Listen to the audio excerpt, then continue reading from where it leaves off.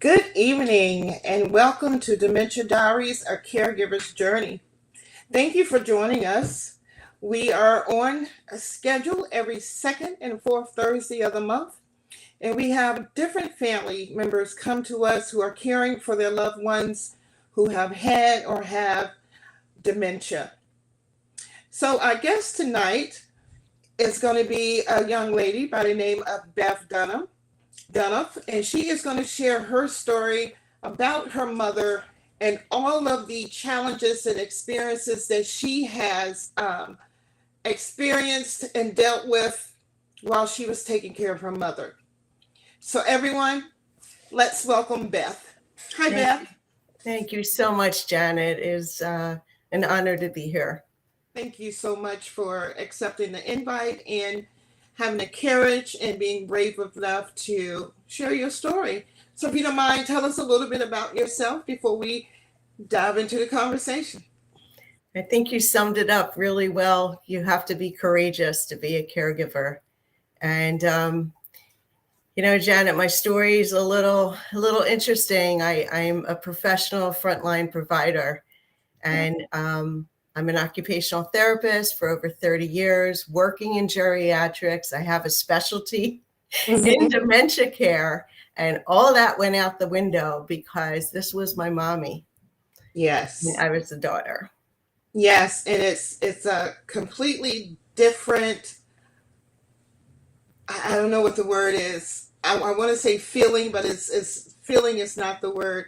I have a couple of sisters and a sister-in-law that are nurses, and as they care for people, they know this, you do this, but when it comes to your very own parent, it's like, yes, this, but this is my mom, this is my dad, this is my grandmother or child. So it's a different feeling, and it brings on a whole different outlook. Yes. That you all may have. So if you don't mind, tell us about your mother and the type of dementia that she's had, and let's go from there. I would love to. My mom was an incredible person. I did unfortunately lose mom in October. So it's still kind of fresh. But mom was absolutely incredible. So brilliant. And I think that's how she hid some of the signs that she really was struggling much longer than she let on. She did not go to college. She turned down a scholarship to marry dad.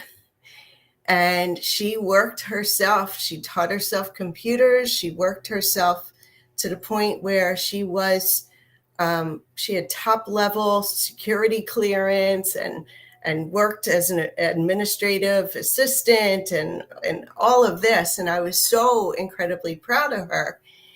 And I guess it's because of my training, I started to notice some changes. Okay. She showed up to a holiday dinner. Mom was always dressed meticulously. Mom did not go to the grocery store if she didn't have her eyebrows on. She was all put together until she wasn't. Okay. And she came to a family holiday party without earrings. Mom doesn't go anywhere without her clip-on earrings. Okay. And I looked at my brothers and I was like, something different about mom. And she was kind of like fumbling with her food a little bit.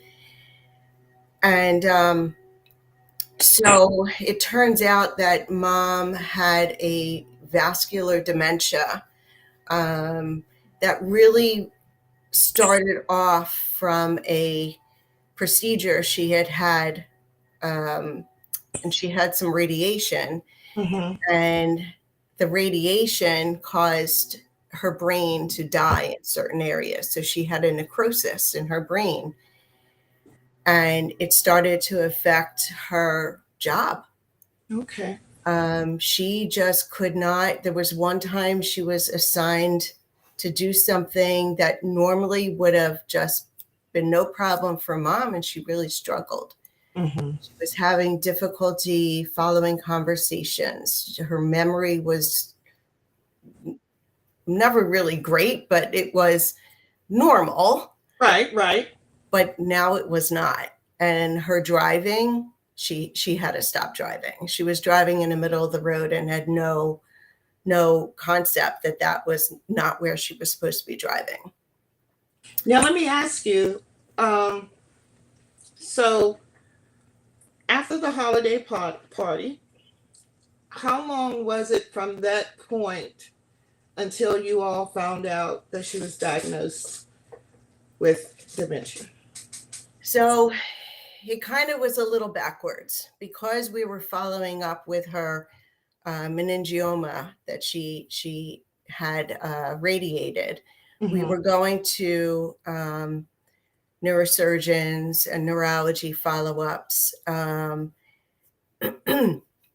they all talk in general terms, and they all talked about cognitive decline, and they had her sit through a 4-hour neuro test, and there's cognitive changes, there's cognitive decline, and I'm sitting there rolling my fingers. I was like, why are we not addressing the elephant in the room?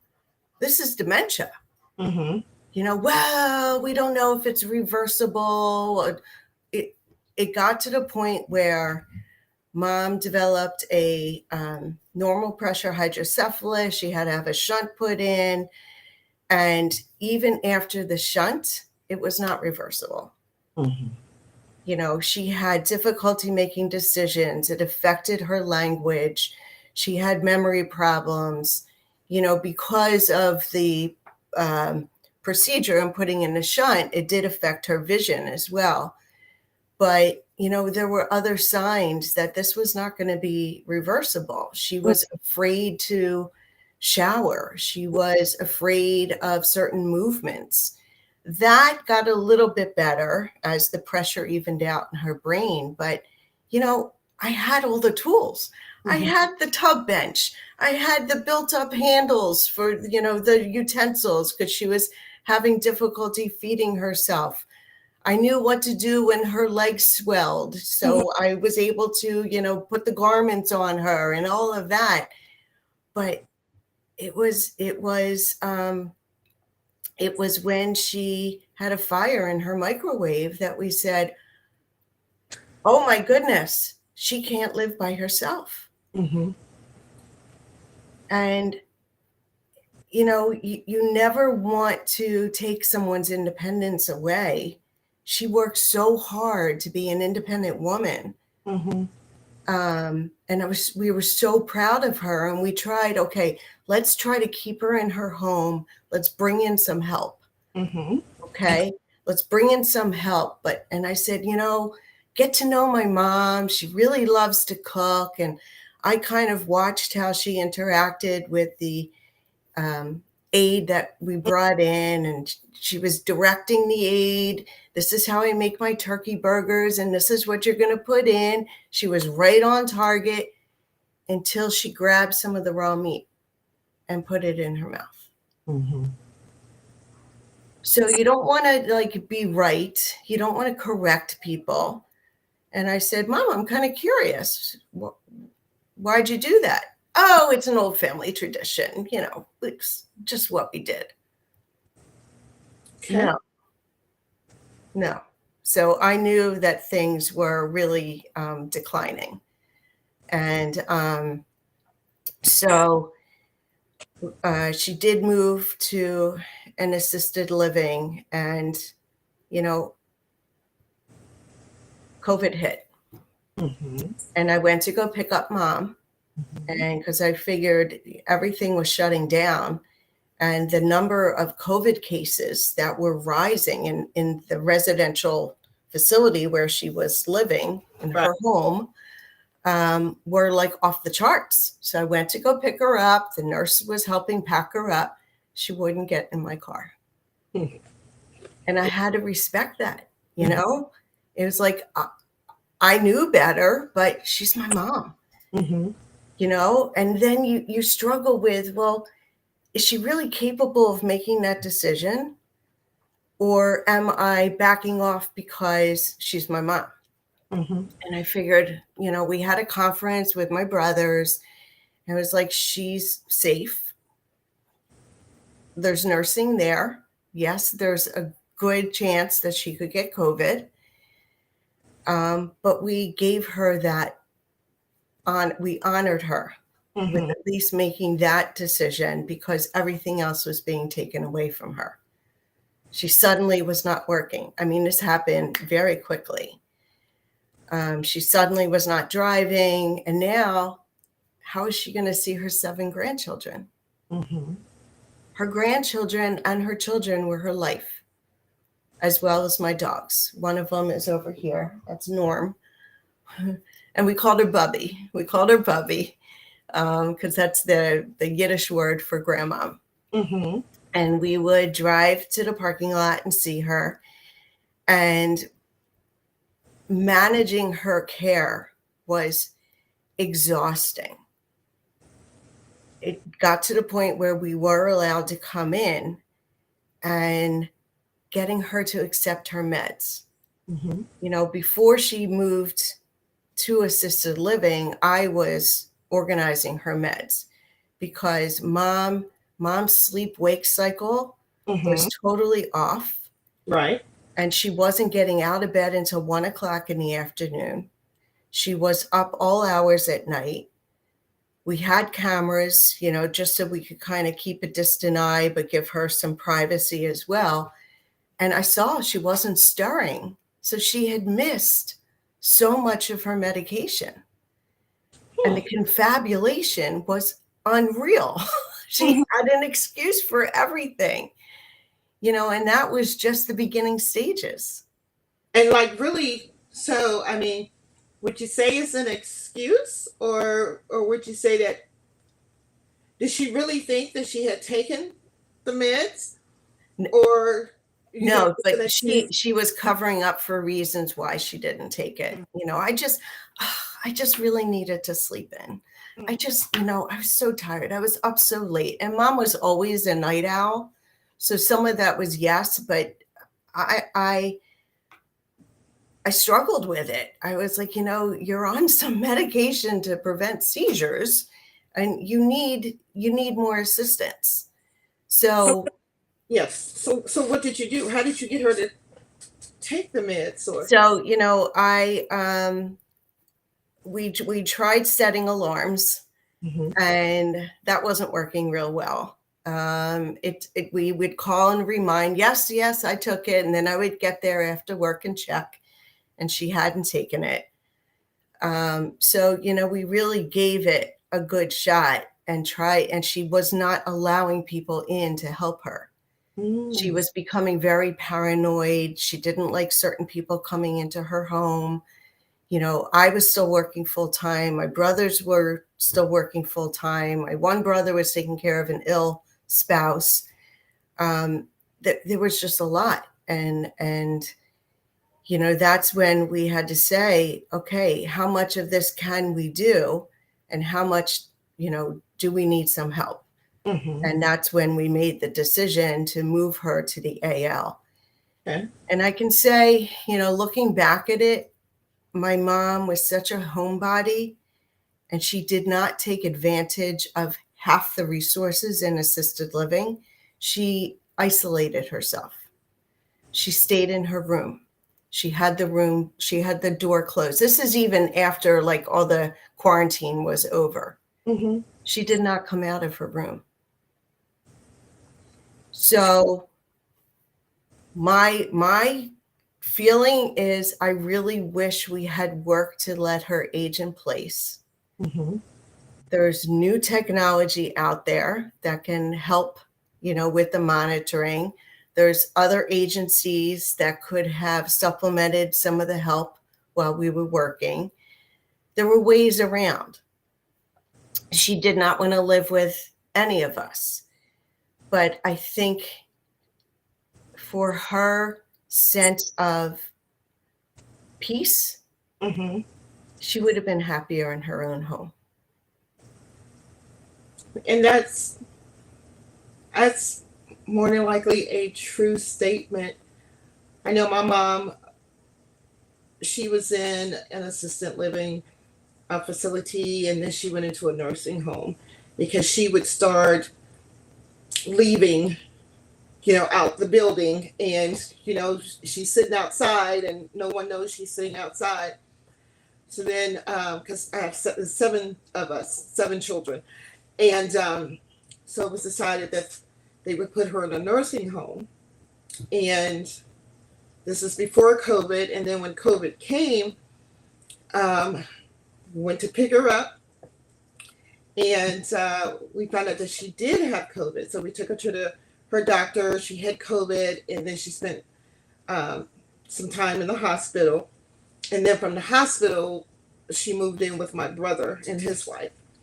And I really think that was the best thing for her as well, because she's surrounded by loved ones, and it's like she has her stuff.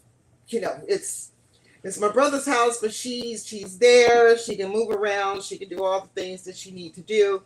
We can come in and visit. And the thing about it was that we started noticing how she would get agitated. And so, but she would get agitated when we were all there. Imagine all seven children and some grandchildren, and we're loud. So she would get agitated.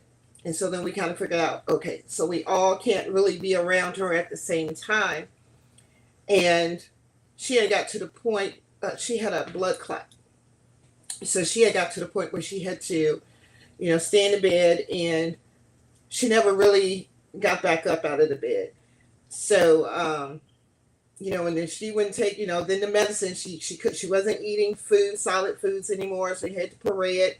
So it was difficult to give her the medication. So we crushed it in her food, and made sure she got that first. And that's how we were able to give her medication. So it's just different when they're in a surrounding that they are aware of and know, if you want to say no. Because when they move from that place of familiarity and go to somewhere that they don't know, it is not a good adjustment at all. Not a good adjustment. Yeah. We tried to, bring, like, my mom needed to have like a certain amount of lighting. So we had extra lighting installed, and so that there were no shadows, and we had the handheld shower installed, and her favorite toiletries. But when it was getting to the point where she couldn't take care of herself, then she started to rapidly decline.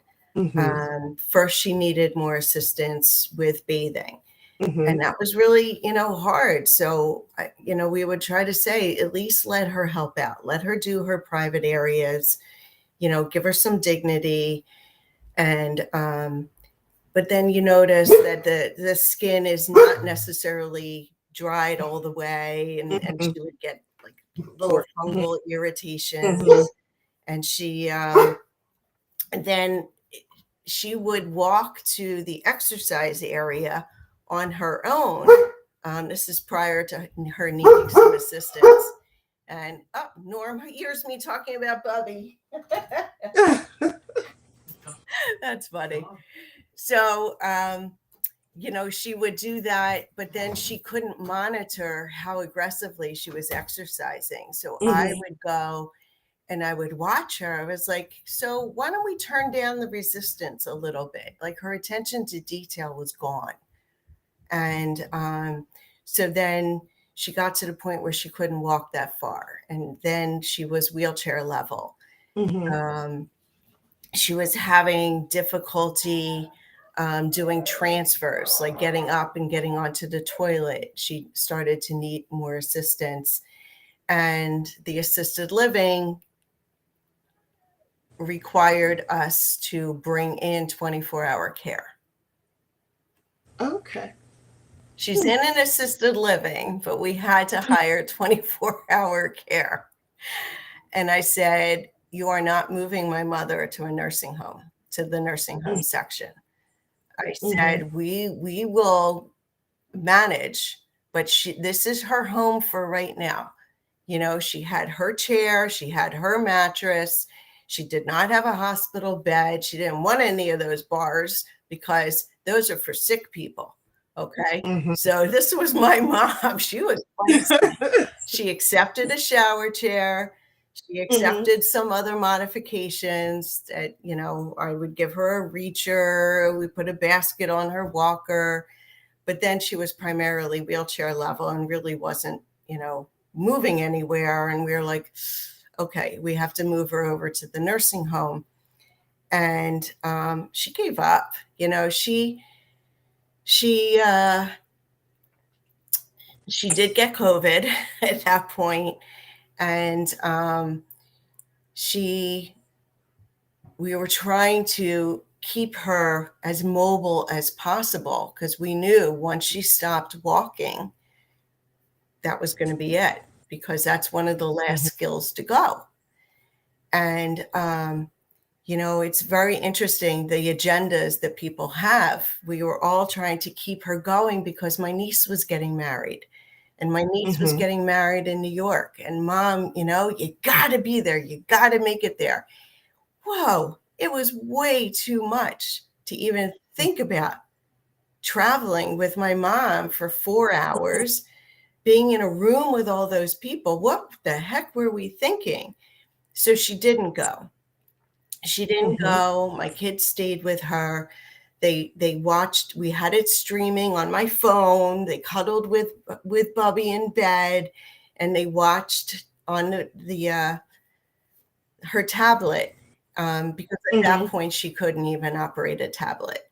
You know, the concept of pushing buttons and turning on apps. And a lot of time we spent a lot of time looking up her nose because she couldn't figure out her visual spatial skills were going. So the grandkids were huge amounts of help when they could go in and help Bubby. You know, it gave her that time. She had her really lucid moments. And even while she was watching the wedding, she was able to recite the Hebrew prayer. It came back to her.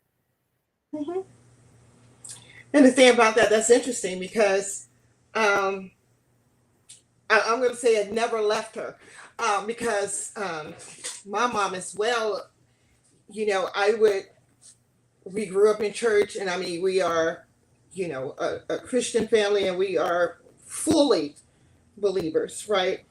And I would come to her and I would read scriptures. I would say, Mom, what do you want me to read today? She'll say, I don't know. But I would just pick out a scripture. And as I'm reading, she's reading it with me, not even looking at the Bible. You know, so she's reciting, and then we would sing songs. And as we're singing, she'd be singing. And we would be just like, oh my goodness, this never left her. She remembers this. There are a lot of things she don't recall, but these things, it's rote.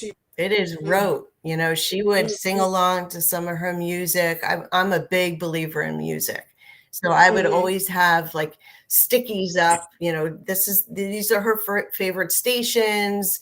We tried Alexa for a little while. She was able to control the Alexa with her voice. Alexa, music on, you know, Alexa, music off. And then that wasn't working anymore, but she loved her music. She loved her meditation. She, that was always very calming. And she loved her grandchildren. The grandchildren just sparked something in her when she looked at pictures of babies. You know, it was the really good caregivers knew how to connect to Mom. They knew Mom loved babies, so they would show her pictures on their phone of their grandchildren or their nieces and nephews. And you know, for little bits of time, Mom was there. She was present. If my daughter had a dilemma, you know, in school or at work or something like that, she would have such lucid moments where she would give my daughter really sound advice. And it was great. It was logical. It was sound. Like you could understand her speech. It was fabulous. It was like, "Hi, Mom." You know, it was wonderful. And the one thing that I had to remind everybody is human touch. Rub mom's back. It's okay to give Bubby a little back rub. And I would climb into bed with mom and just spoon and just hold her. And, it's just that at the end, that was the best way to connect with her, because you could just feel her body melt. My mom, she loved for us to massage her head. Yeah. We would, she had a little bush, and we were just, and her hair was just so soft. And we just put our hands up in her hair and just, just massage it back. Oh God, she loved that. It was like she was just, just keep going, keep going. She'll have this huge smile on her face. So the touch is definitely very, very important. The five senses are so important. And, you have to lead with your heart. You have to just, what would you want if you're in pain, or if you're, afraid? You just want to be held and be told it's okay. And I know for us, it took, especially in the beginning, it took some of us a little longer to understand, this is not her. She's just repeating herself. She's not doing it on purpose. It's a disease, and it can become very frustrating. And I've seen, with a lot of blogs and Facebook posts and so forth, how people get so frustrated because they don't know what to do, or they can't do something, and it's just becoming so overwhelming. And I experienced that at one point. I live in Florida, and my other siblings, and along with my mother, they had lived up in Virginia, the Maryland, D.C. area. So I would fly up every other month or so and stay for a month or two. And there was this one point when I was there with her by myself, and I really hadn't been trained too much on what to do, because I always had like an aide there or another sibling there, and I would just kind of assist. But at this particular time, I was on my own. I did not know what to do. And I kind of had a meltdown at that point. But from that point on, I said, okay, I'm going to learn how to do all of this, because we had to change her, and we had to turn her from one side to the other side and give her medication and all of that stuff. So I had to take it upon myself and get my mind together and say, okay, I've got to do this. I got to learn it, and this is what I'm going to do. So yeah, that very first time of toileting your mother. Wow. But it's, my brothers are probably won't forgive me for this one, but they were actually caring for my mom once, and together. I don't know where my sisters or the wives were, but they were there with her together, and she had to go to the restroom, and it didn't work out too well. So then they had to give her a shower.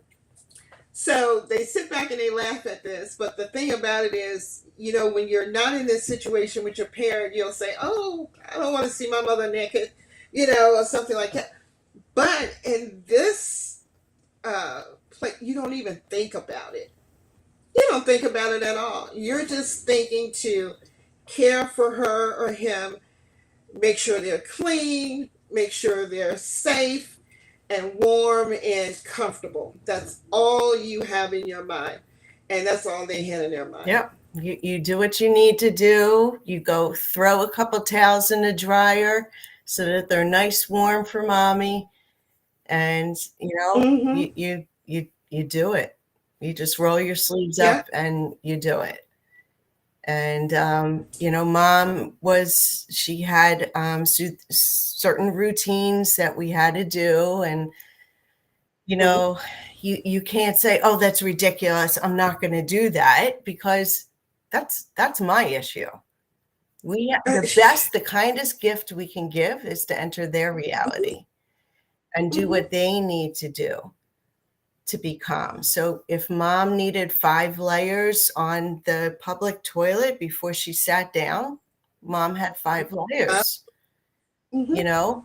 I wasn't sleeping real well towards the end, and I found this amazing light and sound therapy, this little headset that I would wear, and it had light and Mhm. sound therapy in it. And that was the only way that it got me to sleep. Because if we're not sleeping as caregivers, we're not going to be any good to our family. And that is We were true. just all, like, my brothers and I were just all bickering. We were on different sides of we had different opinions. We had very strong opinions as to what was best for mom. And, it's hard. It really pulled us apart for a while. Mhm. And some of us were more ready to accept the changes that were happening, and others fought it tooth and nail. Mhm. Yeah. And it makes a difference when you have a lot of siblings. And sometimes it's just one, it could be 2 siblings, different opinions, different thoughts, different ideas. But I think that once um, you realize that both of you or all of you are just trying to do something that's helpful for your loved one, and that is nothing out of malice, and it should kind of like soften, that resentment or whatever may come out of it. But yeah, and I know with the sleeping, we had a monitor for my mom, and I tell you, I kept that monitor on all night long, and I looked at it just about all night long. I would never ever really get any sleep, and my brother and my sisters, they always used to say, "You need to turn it on." I cannot do that. I cannot do that. And the thing about it is what are you going to do? I mean, I wanted to see every time she moved, if she coughed, is she okay? All of that. So it's good to have different tools that can help you sleep, Mm-hmm. because probably if I had something like your headset, it probably would have, eased my mind a little bit more and allowed me to sleep, because I was in terrible shape Yeah. for a Yeah, while. that's Mm-hmm. you have to put the oxygen on yourself. And it's Mm-hmm. really hard to do, but you have to be okay asking for help. You have to Mm-hmm. be okay taking a little break, and you have to be okay loosening the rules and not having such high expectations of everybody. Mm-hmm. Um, that was a hard lesson for me, because I didn't understand why my brothers didn't see it the same way I did. You know, Mm-hmm. I'm the specialist. I'm this, I'm that. Everybody has their own journey. Yep. And And your story is just yeah, it's just so like mine in so many ways. yeah. You just don't understand, but you do understand. And I knew my mom was passing at the end. She was starting to transition. And, we had the morphine going. And by the way, it's a myth. Morphine does not cause death. Morphine does not make the death come any faster. Number one myth. Morphine relieves pain. Mm-hmm. And there was nothing worse than seeing a loved one writhing in bed Mm-hmm. with terminal agitation. And that was horrible to see. Mm-hmm. And I couldn't wait for them to get the morphine into mom, Mm-hmm. because she was so uncomfortable. Mm-hmm. She it took them too long to get the morphine. Mm-hmm. I climbed into bed with her and I just rubbed her. And she was talking without, our lips were moving, no sound was coming out. She was talking to the angels that were coming to get her. And I just, rubbed her back.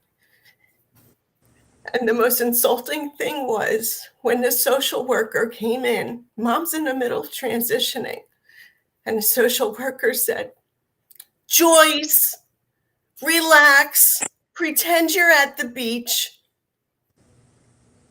Take a deep breath, Joyce. And I was like, please leave the room and go get some education.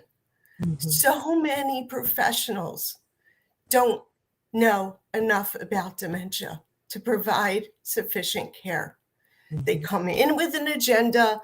I'm sorry, Joyce, you have to get your shower now because I have to go to the next person.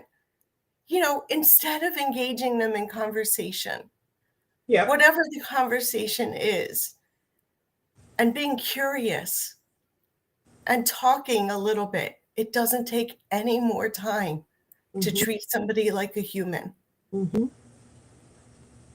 You're so right. You are most definitely right. I will say that we were blessed to have, for the most part, caregivers and nurses and,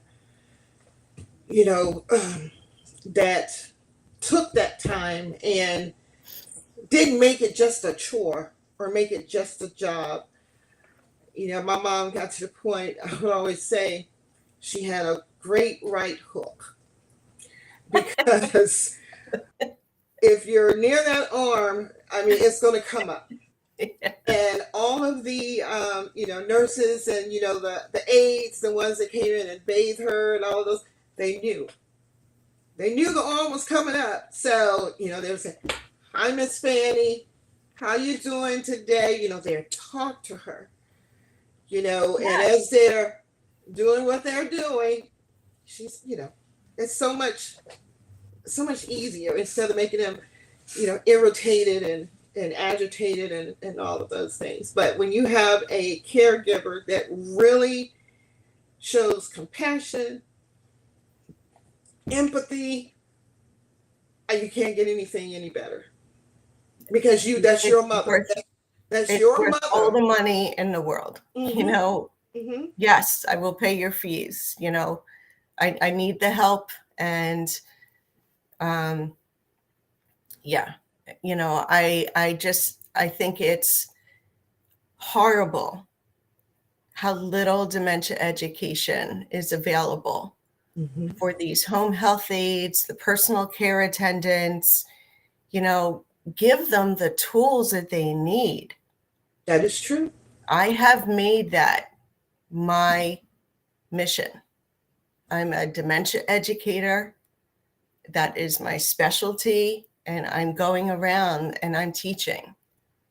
And I'm teaching it based on experience. I'm teaching it based on theories. I'm teaching it based on evidence. But the best thing you can do is not be a trigger yourself. Exactly.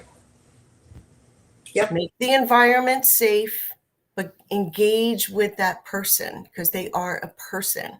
Make your care person-centered care, not hospital-centered care, not your-centered care, person-centered care. I recently had a client and I said, you really need to be engaged socially. Get into a support group. And this is somebody who's living with dementia early on. They got into a support group. They were so happy. They called me. That was the best thing ever. Because they need to see other people are going through it. The caregiver needs support. Support groups are fabulous. Most definitely. It takes a village. It really does. I leaned a lot on my friends, and you have to be okay to let people in. And you can't say, oh, I'm fine. No, you're not fine. I'm still not fine, It takes It takes time. I mean, Mom passed away in July. We just went through Mother's Day. First mom, normally call her first thing, don't matter. Yeah. Happy Mother's Day, Mom, and then, you wake up, you can't call her, and, it was an adjustment from calling her and having her have a conversation to her just listening to you, and then to now to the fact that she's not here. So, it is, and I don't know, I can't even explain it. It's going to take time. It takes time, and I still talk to Mom, and my daughter just got her first job out of grad school. Mm-hmm. She was like, oh, I want to tell Bubby. I'm like, tell her. And then she wanted, a sign. Just give me a sign that I'm on the right track.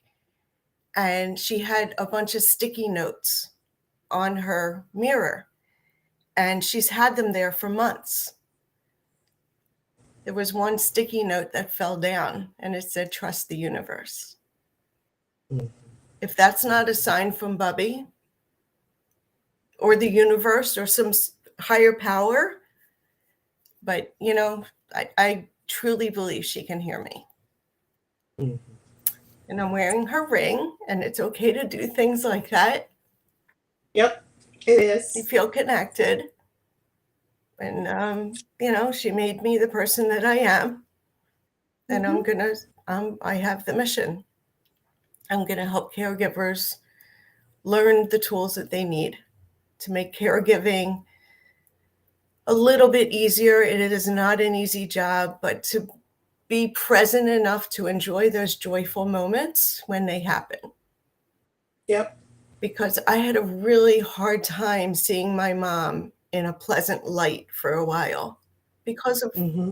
a troubled past. Mm-hmm. And I got to the point where I just kept wishing, I was like, I want to see my mom in a white light in a nice, peaceful way. And once mm-hmm. I dealt with that and I got myself to that place where I could put our past in the past, mm-hmm. I was so present with Mom, and it felt so right. So yeah, awesome. It's different being a healthcare provider than it is being a daughter of someone with dementia, because you have a past. And acknowledge it. You're not going to change it. You can change how you react to it. Yeah. And I think it's absolutely wonderful that you are going to be teaching caregivers how to be caregivers, loving caregivers, and that is so very important. And, I just thank you for taking the time to join us this mm-hmm. evening and sharing your story. I just have a connection with you when we first talked, and I look forward to keeping in touch with you and, just seeing the things that you're going to do in this field. Thank you. I'm taking my 30 years of experience, the schooling that my mom provided for me, and I'm filling other people's cup. So it's called, it's www.fillyourcupllc.com. Look me up and let's connect. And thank you so much for your mission. You are doing absolutely God's work. Thank you so much. I appreciate you. Thank you. All right. Well, thank you everyone for joining us tonight and listening to Beth share her challenges and experiences as a caregiver, but also as a specialist, a dementia specialist as well. So join us again on the second Thursday in June. And you have a good night. If you would like to join us, be a guest on the show, please reach out to us at DementiaDiariesPodcast@gmail.com, or you can reach us on Facebook at Dementia Diaries, A Caregiver's Journey. Thank you again, and we'll see you soon. Have a good night.